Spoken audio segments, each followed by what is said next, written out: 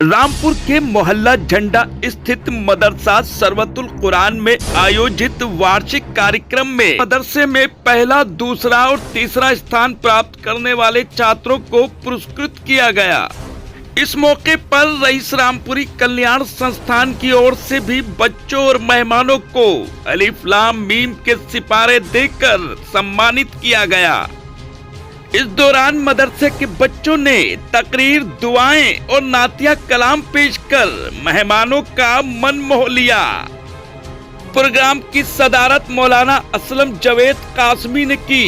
कार्यक्रम के समापन पर मदरसे के प्रबंधक मौलाना मोहम्मद अनस साहब ने अपने विचार व्यक्त करते हुए सभी मेहमानों का शुक्रिया अदा किया। तो वहीं रईस रामपुरी कल्याण संस्थान के संस्थापक प्रबंधक शरीफुर रहमान खान ने कहा कि अपने बच्चों को कुरान ट्रांसलेशन के साथ पढ़ाएं ताकि उन्हें अपनी जुबान में पता चल सके कि कुरान में क्या लिखा है। उन्होंने कहा कि रईस रामपुरी कल्याण संस्थान इस काम की शुरुआत कर चुका है। करीब 1200 से अधिक बच्चे कुरान अनुवाद प्रतियोगिता में शामिल होने जा रहे हैं। रामपुर से रेड हैंडेड समाचार पत्र के लिए मोहम्मद अमान खान के साथ इकबाल खान की रिपोर्ट। ये जितने भी पढ़ रहे हैं और जो सरपरस्त आए हुए हैं, इन सबसे गुजारिश करूंगा कि अपने बच्चों को कुरान शरीफ मायनों से पढ़वाएं। और जिसकी शुरुआत मैंने अल्लाह करम से कर दी है।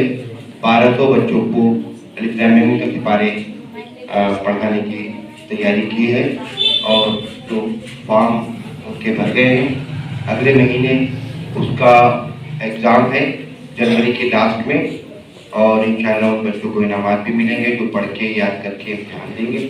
इसके बाद अगला कदम, इसमें सब ज़्यादातर सरपरस्ती जो होती है वो आनंद साहब से मैं लेता रहता हूँ। और अगला सिपारा जो हम प्रिंट करा रहे हैं मायनों से अरबी और हिंदी में, वो इंशाल्लाह आम का पारा होगा। ये मैंने 2000 प्रिंट कराए थे और आगे जो है वो इंशाल्लाह 4 या 5 हज़ार प्रिंट कराने का इरादा है।